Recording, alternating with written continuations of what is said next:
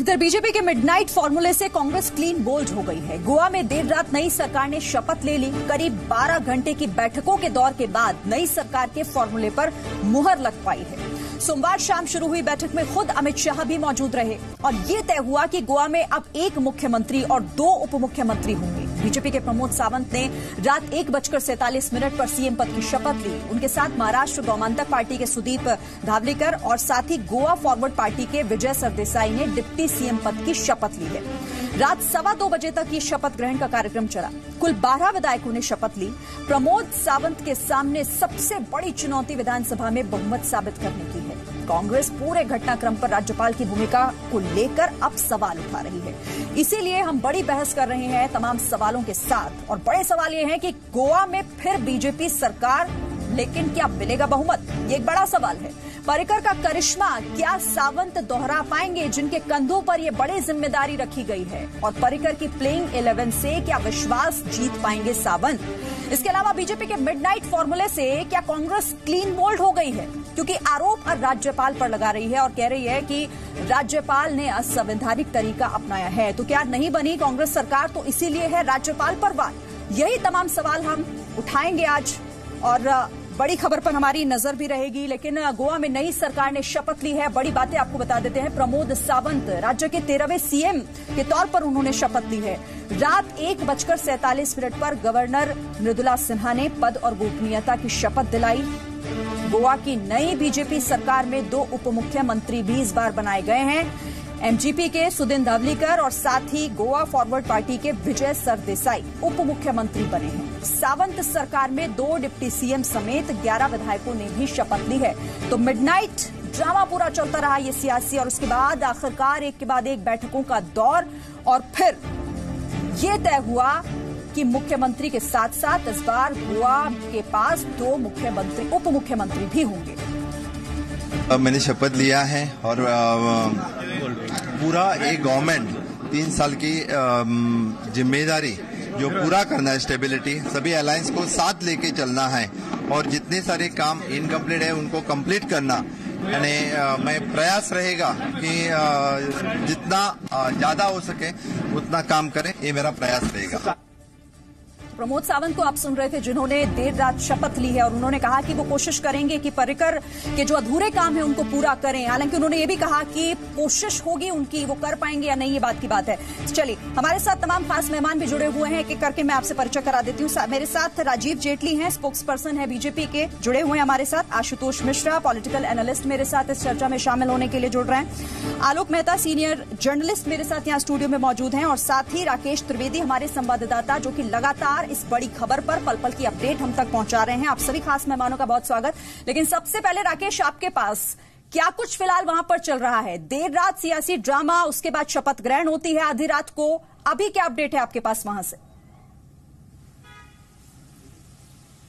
देखिए शिरीन, सबसे पहले तो ये आपको बता दूं कि जो है किसी भी समय जो ये आधिकारिक तौर पे इसकी घोषणा की जा सकती है कि आखिर प्रमोद सावंत जो है वो मुख्यमंत्री के दफ्तर में जाकर के जो उसका चार्ज है वो कितने बजे ले गए हैं वो अब कम्युनिकेट किया जाएगा। और दूसरी बात यहाँ पर यह है कि जब हम बहुमत की बात कर रहे हैं कि बहुमत मिलेगा या नहीं मिलेगा, तो ये जो है मुझे लगता है इसका जवाब अपने आप बीती रात जो है मिल चुका है, क्योंकि 40 विधानसभा की सीटों वाले जो है इस गोवा राज्य में फिलहाल 4 जो सीटें खाली है, उसके बाद 36 सीटें यहाँ पर बची हुई है और 36 सीटों के लिए बहुमत का जो मैजिक फिगर, जो आंकड़ा है वो 19 का है। ऐसे में 12 विधायक जो है वो पहले से बीजेपी के पास है और जो 7 की जो कमी थी उन 7 को जो है मंत्री पद की शपथ बीती रात दिलाई जा चुकी है। ऐसे में इन 7 का जो है बीजेपी के साथ छोड़ना और कांग्रेस के पास जाना ये मुमकिन नहीं है। ये जो 7 विधायक है इनमें से 3 जो है गोवा फॉरवर्ड पार्टी के, 2 जो है महाराष्ट्रवादी गोमंतक पार्टी के और 2 जो है वो इंडिपेंडेंट। ऐसे ये 7 विधायक हैं।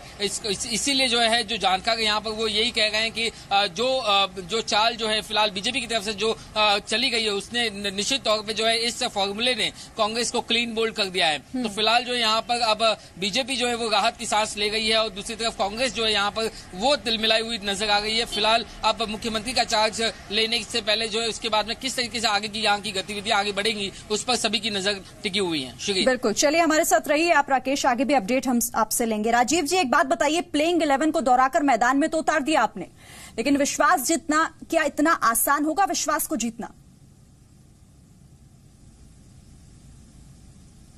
देखिए, पहली बात, गोवा के अंदर हमारी सरकार चल रही थी। माननीय स्वर्गीय मनोहर पार्रिकर जी की जो विकास की यात्रा है उसको आगे बढ़ाने का कार्य भारतीय जनता पार्टी की सरकार कर रही है। और जो भी राजनीतिक पार्टियां जो हमारी अलायंस थी, हमारी विचारधारा के साथ जुड़ी हुई थी, हमारी विचारधारा के साथ चल रही हैं, वो आज भी हमारे साथ है।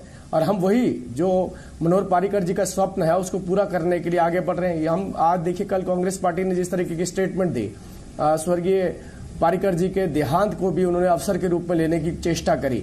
इससे एक बात का अंदाजा तो होता है कि भावनाएं बिल्कुल ही इनके पूरी तरह से ध्वस्त हो चुकी हैं। रही काम राहुल गांधी जी ने किया, आपने देखा होगा, पहले जब उनका हालचाल पूछने गए तब बाहर निकल के झूठ बोला।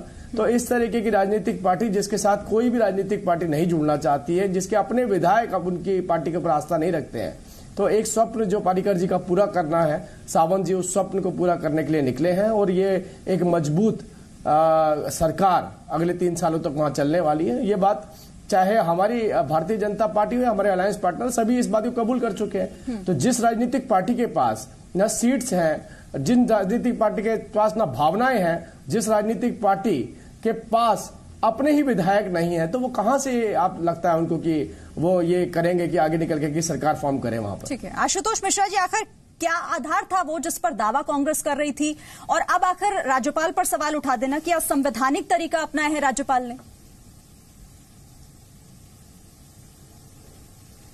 जैसे कि कल कांग्रेस के नेता ने कहा था कि उनके सबसे ज्यादा एमएलएज हैं, तो इसलिए उनको एक चांस मिलना चाहिए। खैर, वो तो रात गई बात गई वाली बात है, पर बड़ा इंटरेस्टिंग ये रहा कि सुबह 2 बजे ये लिया गया, जैसे कि वो मुगल सल्तनत की याद आ गई कि सवेरा होने से पहले, सुबह सूरज उगे उससे पहले बादशाह को जो है ताजपोशी उसकी हो जानी चाहिए। और इसमें जहां तक आप बात कर रही थी कि जो है ये अपना बहुमत प्रूव कर पाएंगे कि नहीं, तो जब आपने सबको ये जितने भी जो है बाकी पार्टी के लोग हैं, जितने इंडिपेंडेंट हैं, सबको मिनिस्टर बना दिया, तो वो सत्ता लोलुपता पद लिप्सा, तो अब वो तो प्रूव हो ही जाएगा, उसमें तो कोई दो राय ही नहीं है। तो इसमें कोई और इसमें एक बड़ी इंटरेस्टिंग बात छोटी सी और है कि ये जो हमारे नए गोवा के चीफ मिनिस्टर हैं, ये आते हैं माइनिंग बेल्ट से, और आपको याद हो तो गोवा की माइनिंग बेल्ट पे सुप्रीम कोर्ट ने बैन लगा रखा है।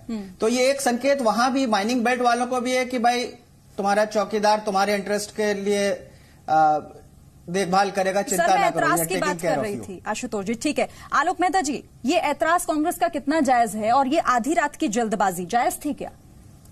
कि ऐसा कोई पहला अवसर नहीं है, मेरा ऐसा मानना है कि बल्कि मिश्रा जी को याद होगा, हमें तो आजादी के बाद पहली शपथ ही यही आधी रात को ही ली गई थी। इसलिए ये सब अपवाद, कई ऐसे अवसर आए हैं, हाल में भी कुछ ऐसे राज्यों में ऐसा हुआ था जब रात को किया गया। खैर, हम उस पर नहीं जाते। असली बात यह है, सुप्रीम कोर्ट और कानून का जो प्रावधान है, जो पिछले कुछ वर्षों के दौरान सामने आया, उसमें कहा गया कि बहुमत आप सदन में सिद्ध करेंगे। तो अब ये परीक्षा मैं मान सकता हूं कि कांग्रेस अपना बहुमत विधानसभा में साबित करके इस सरकार को गिरा दे। लेकिन ये कहना कि राज्यपाल, देखिए, राज्यपाल या तो उसको सस्पेंशन में रख सकते थी ताकि तब तक जो है उसको समय मिल जाता, और फिर कांग्रेस भी अपना कुछ कर सकती थी। लेकिन एक चलती हुई सरकार पहले से जो काम कर रही थी, हम एक निरपेक्ष भाव से, आप यदि अदालत में भी ये मामला जाएगा तो यही कहेगा कि आप सदन में जाइए ना कि राज्यपाल ने असंवैधानिक तरीका अपनाया। ये तो देखिए, ये आरोप हमेशा प्रतिपक्ष, यही राज्यपाल का अधिकार है। वो चाहे तो आशुतोष जी को या आपको भी कल शपथ दिला सकते हैं, जब कोई जगह खाली है, और कहेंगे आप बहुमत सिद्ध करिए सदन में। राज्यपाल और राष्ट्रपति को अधिकार है, वो रात को 12 बजे किसी को बुला करके, यदि कोई ऐसी स्थिति पैदा होती है तो उन्हें बगैर किसी उसके एक पत्र हो उनके पास, और राज्यपाल कहें कि तुम जाकर बहुमत सिद्ध करो। तो ये प्रावधान कानून के, मैं मानता हूं कि ऐसा होना नहीं चाहिए कि जिस समय अचानक एक आदमी को आपको हमें भेज देंगे तो गड़बड़ होगा ना। लेकिन यदि उनके अपने विवेक, उनके संविधान की जो विशेषज्ञ उनके साथ उनके सलाहकार होते हैं, कोई राज्यपाल भी भारत में, ये शायद भूल रहे हैं आशुतोष जी, रामलाल को किस तरह से राजीव गांधी ने रातों रात बर्खास्त ही करा दिया था चीफ मिनिस्टर। कई उदाहरण है सर ऐसे जिस पर हम चर्चा कर सकते हैं। रामलाल ने जो है एनटी रामाराव की सरकार को रातों रात बर्खास्त कर दिया। गवर्नर तो चाहे जो कर सकता है। कर्नाटक, आलोक जी अभी की बात करें ना, लकड़ी चोर रामलाल, कांग्रेस के लकड़ी चोर रामलाल के नाम से एडिटोरियल छपे उस समय।